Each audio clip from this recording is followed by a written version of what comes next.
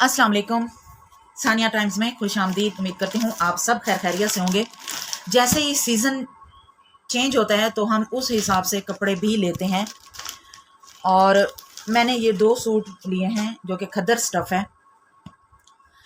खद्दर के जो सूट होते हैं ना, जब तक ये फट नहीं जाते, जब तक हम इन्हें फेंकने को नहीं आ जाते, तब तक ये सिकुड़ते रहते हैं। जितनी दफ़ा आप पहनेंगे और जितनी दफ़ा धोएंगे ना, जब आप दोबारा धोने के बाद दोबारा पहनेंगे तो कम से कम 1-1.5 इंच इसका कपड़ा जो होता है ना वो सिकुड़ चुका होता है। तो मैं आपको बताऊंगी कि एक ऐसी टिप जिसे फॉलो करेंगे तो ये कपड़ा बिल्कुल भी नहीं सिकुड़ेगा। और इसको कितनी देर हमने भिगो के रखना होता है, कितनी देर इसे श्रिंक कर रहे हैं ताकि ये जो कपड़ा है ना ये सिकुड़े नहीं। तो इसके दुपट्टों को भी मैंने साथ में ही श्रिंक किया है। उसकी वीडियो तो मैं रिकॉर्ड नहीं की, लेकिन मैं आप लोगों को इसकी जो टिप है ना वो बताने लगी हूँ कि हम ऐसा क्या करें जिससे कपड़ा जो है एक ही दफ़ा जब श्रिंक करते हैं, जब पहली दफ़ा इसे श्रिंक करते हैं उसी वक्त ही ये जितना सिकुड़ता है सिकुड़ जाए, उसके बाद ये ना सिकुड़े। आपने करना क्या है कि जिस तरह ये तय किया हुआ होता है ना, हमने इसको खोलना नहीं है, हम इसे ओपन नहीं करेंगे। जिस तरह ये तय किया हुआ है इसी तरह ही हम इसे श्रिंक कर देंगे और इसको ओवरनाइट पानी में पड़ा रहने दें। इसे पूरी रात आप लोग पानी में पड़ा रहने दें। ये कपड़ा जितना मर्जी ये सुकड़ना होगा ना तो ये सुकड़ जाएगा उसी एक रात में। ठीक हो गया। ये बार बार नहीं सुकड़ता। मैंने लास्ट ईयर इसी तरह किया था और मेरी एक और फ्रेंड है, उन्होंने भी मुझे यही बताया है कि मैं भी ऐसे ही करती हूँ, पूरी रात भिगो के रख देती हूँ। उसके बाद खद्दर का जो सूट है ना, मजाल है कि वो सुकड़ जाए। आपने जब भी खद्दर के सूट को श्रिंक करना है उसे पूरी रात पानी में भिगो के रख देना। इसको खोलना नहीं है। जिस तरह इसकी तय लगी हुई होती है ना, मार्केट वाले जैसे ही इसकी तय लगा के देते हैं ऐसे ही आपने पानी में भिगो के रख देना है। ठीक हो गया। तो इसके साथ ही मैं आप लोगों को एक और भी बात बताऊंगी, एक और भी टिप बताऊंगी। वो ये है कि मेरी अम्मी ने मेरे पहने हुए सूट में से मेरी स्टिचिंग की एक बहुत बड़ी मिस्टेक पकड़ी है और फिर उन्होंने मुझे फ़ोन पे उसका हल भी बताया है कि आपने ऐसे करना है तो आपके जो सूट की गलती है वो सेट हो जाएगी। तो जब मैं इन सूट की कटिंग करूंगी, स्टिचिंग करूंगी, तब मैं आपको बताऊंगी कि मेरी अम्मी ने मेरी कौन सी गलती पकड़ी और मुझे उसका सलूशन, उसकी टिप क्या बताई और किस तरह मुझे बताया कि क्या करना है तो आपका जो सूट है ना वो बिल्कुल परफेक्ट रहेगा। अच्छा जी, मैं अब करने लगी हूँ इस सूट की कटिंग और मैं इसकी जो कटिंग है ना वो आप लोगों के साथ पूरी शेयर नहीं करूंगी। जस्ट मैं वो कटिंग शेयर करूंगी जो टिप मुझे मेरी अम्मी ने दी है। मेरी अम्मी ने मुझे एक तो कटिंग में टिप बताई है शोल्डर्स की, और दूसरी टिप वो भी शोल्डर की है, वो स्टिचिंग में है। मैं आपको सिर्फ अपनी अम्मी की टिप बताऊंगी। मेरी अम्मी जो है ना वो जानी मानी दर्जन थी। अम्मी ने पूरे मोहल्ले के कपड़े सीने, पूरे ख़ानदान के कपड़े सीने, अपने कपड़े सीने, मेरे कपड़े सीने, मेरे अब्बू के सीने, मेरे भाइयों के सीने। और यहाँ तक कि जब अब्बू और भाई कपड़े पहन कर बाहर जाते ईद नमाज पढ़ने या वैसे आम रूटीन में, तो लोग पूछते थे कि आपने ये किस दर्जी से सिलवाए हैं। जब मैंने अम्मी से स्टिचिंग सीखी और अम्मी ने मुझे स्टिचिंग सिखाई थी, तब भी अम्मी ने मुझे यही तरीका बताया था। लेकिन क्या है कि जो आजकल के जो नया दौर, नया ट्रेंड चलता है ना, हम उसको फॉलो करते हैं। तो मैं उस नए दौर और नए ट्रेंड को ना फॉलो कर रही थी, जो कि मुझे भी पता था कि मेरे कपड़ों में ये गलती आ रही है। ठीक हो गया। मैं जब कपड़े पहनती हूँ ना तो मुझे भी महसूस होता है कि मेरे सूट में या मेरी शोल्डर्स में, मेरे गले में ये गलती आ रही है, और ये गलती क्यों आ रही है वजह मुझे भी पता थी, लेकिन उसको मैंने कभी वो नहीं किया, नोटिस नहीं किया, जाने दिया। और आजकल के जो दर्जी जिस तरह तरीका बता रहे हैं, जिस तरह कर रहे हैं, यूट्यूब जिस तरह कर रहे हैं, हम उसी तरह करें। लेकिन आज प्योर देसी स्टाइल में और अम्मी के कहने पे और अम्मी की बताई हुई कटिंग टिप और अम्मी की बताई हुई स्टिचिंग टिप में ना मैं आज इस सूट को रेडी करने लगी हूँ। और मुझे 101% यकीन है, जो हमेशा से मेरे सूट में गलती आती रही है ना, जो हमेशा से मेरे सूट में ना मिस्टेक करती रही हूँ मैं कटिंग में, स्टिचिंग में, इंशाल्लाह वो अब सॉल्व हो जाएगी। ठीक हो गया। तो मैं इसकी सबसे पहले मार्किंग कर लूंगी, उसके बाद जब मैं कटिंग करने लगूंगी तो मैं आपको बताऊंगी कि मेरी अम्मी ने मुझे किस तरीके से समझाया कि इसको इस तरह कटिंग करना। वो इंची टेप यूज नहीं करती, वो ये चौक यूज नहीं करती, वो ये स्केल यूज नहीं करती। ठीक हो गया। वो अपने हाथों की मदद से ना वो पमाइश करती हैं, और परफेक्ट पमाइश और परफेक्ट कटिंग, परफेक्ट स्टिचिंग करती हैं। ठीक है, वो ठीक हो गया।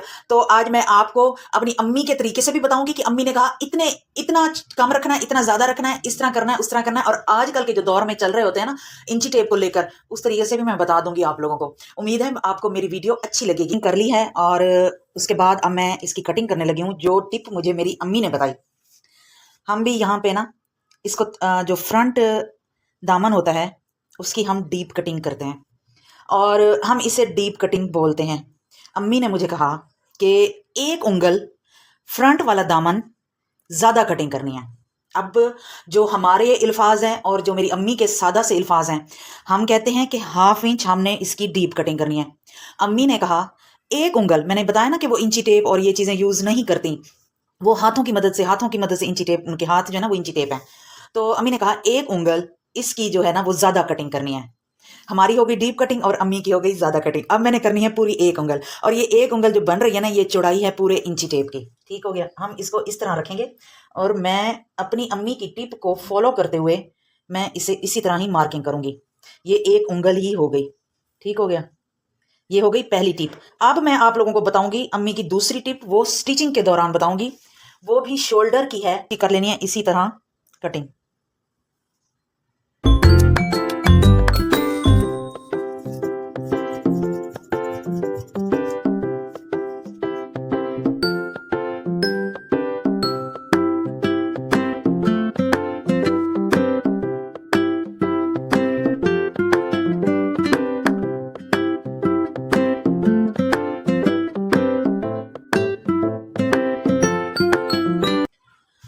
अच्छा जी, अब मैं आप लोगों को बताती हूँ कि मेरी अम्मी ने मेरे सूट में से गलती कौन सी नोट की थी।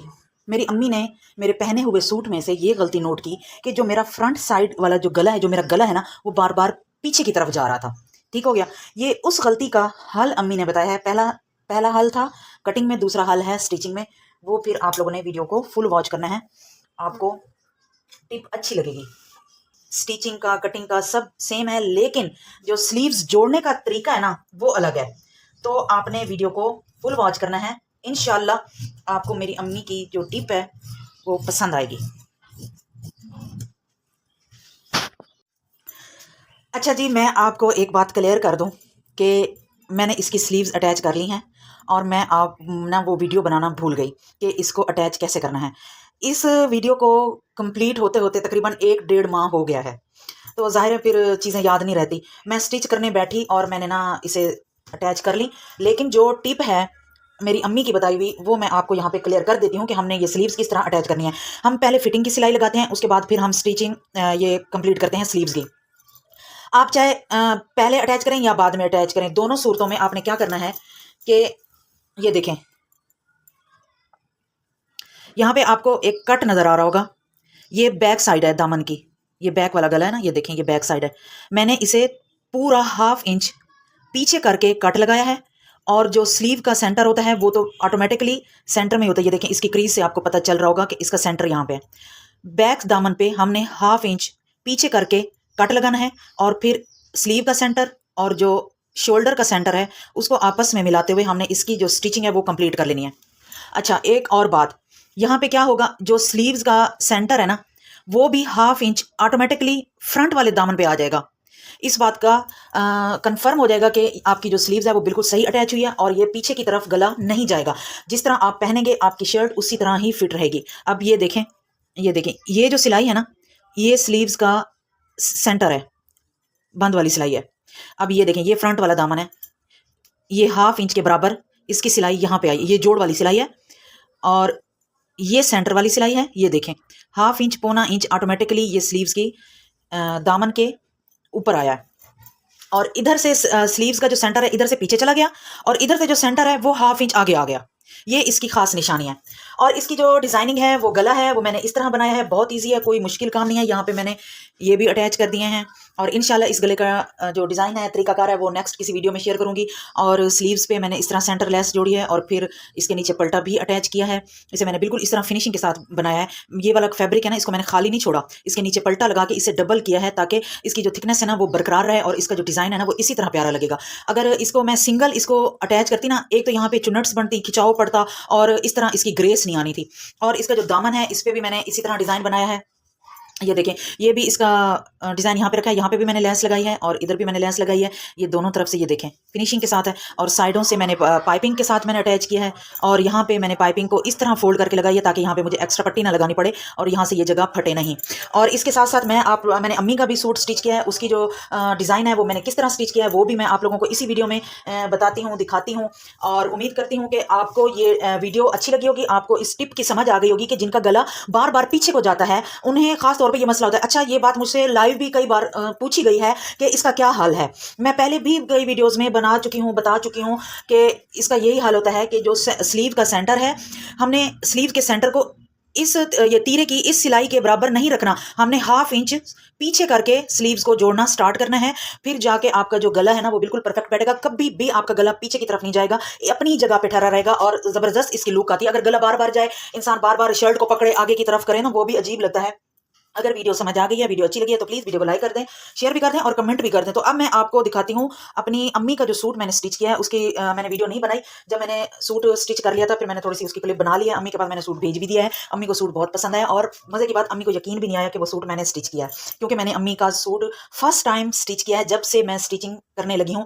अम्मी हमेशा अपने कपड़े खुद सीती हैं, चाहे जो मर्जी हो जाए। अब अम्मी की तबीयत थोड़ी सी ख़राब थी, वो स्टिचिंग नहीं कर सक रही थी, तो मैंने उनका सूट स्टिच कर दिया है, लेकिन उन्हें यकीन नहीं आया कि ये सूट मैंने स्टिच किया है। अच्छा जी, तो ये अम्मी का सूट है जिसमें मैंने स्किन कलर का और सूट है और इसमें ब्राउन कलर की कढ़ाई थी, पल्टा और लेस तो मैंने ब्राउन कलर की ही ली, लेकिन मैंने कहा कि इसके साथ कोई और कलर भी ऐड करते हैं जिससे सूट में ना एक जान आ जाएगी। और इसमें मैंने फिर मैरून कलर की समोसियाँ ऐड की हैं। ये से दुपट्टा है, दुपट्टे की मैंने इस तरह सेटिंग की है, चारों तरफ मैंने इसमें समोसियाँ ऐड की हैं।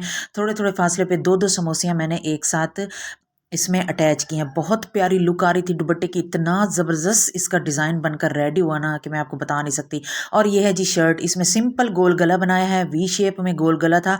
और इसके जो प्लेट्स मैंने डाली हुई है ना, ये अलग से मैंने पट्टी बनाई थी, पट्टी बना के फिर मैंने इसके ऊपर अटैच कर दी और दरमियान में मैंने इसमें शीशे लगा दिए और स्लीव्स को मैंने इस तरह बनाया है। इसमें सेंटर लेस अटैच करके बॉर्डर अटैच किया और फिर साथ में समोसियाँ लेस और इसके साथ पल्टा मैंने लगा दिया है। मेहरून कलर इसके साथ ऐड करने से सूट में ना बहुत अच्छी लुक आ गई थी और ये बहुत प्यारा बनकर रेडी हुआ था। उम्मीद करती हूँ आपको मेरी स्टिचिंग, मेरे आइडियाज़, मेरी डिज़ाइनिंग अच्छी लगी होगी। और अगर अच्छी लगी है तो प्लीज़ वीडियो को लाइक कर दें, शेयर कर दें, कमेंट कर दें। अपना और अपने फैमिली मेम्बर्स का ख्याल रखें, दुआओं में याद रखें। अल्लाह हाफिज़।